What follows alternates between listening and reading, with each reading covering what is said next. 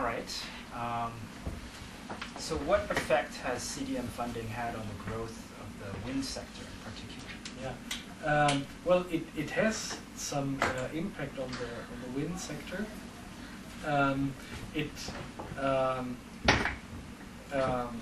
It helps to increase the internal rate of return to get the projects above this threshold of economic validity or feasibility. Otherwise, these CDM projects would haven't been done. One problem in the wind sector is still that there is a lack of a feed-in tariff for wind energy, as well as for solar energy and other forms of renewable energy, except for biomass. For biomass, there is a feed-in tariff. Okay. What is a feed-in tariff? A feed-in tariff is a tariff which the project owner gets for feeding in the electricity into the central grid. Right. Yeah. Okay. Next, China's installed wind capacity surged to 6.05 gigawatts, and but only 4 gigawatts was connected to the grid. So that means 2 gigawatts was lost. Could you kind of enlighten us about this situation? Yeah, it's not lost. It's not connected to the grid. Okay. You have to see that wind energy is used in China as a decentral means of providing electricity in remote areas.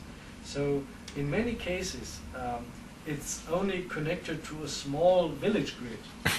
So it's providing electricity for a village, but does not feed into the central grid. But it doesn't mean that it's lost.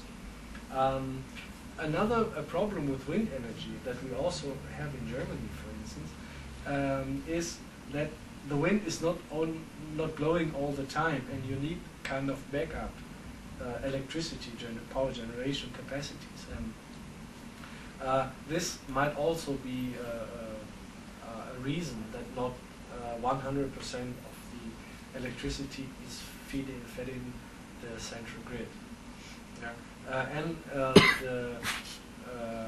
The second obstacle, which I already mentioned, is that there is no feed-in tariff.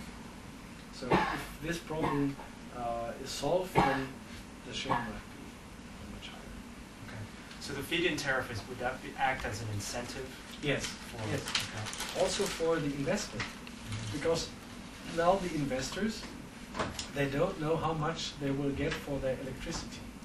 Because, well, if they only are rewarded with the, let's say, the normal tariff, then it's not enough to be economically viable.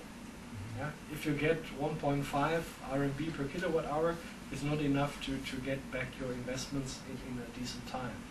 So the feed-in tariff has to be higher, but it's not decided. Okay, great.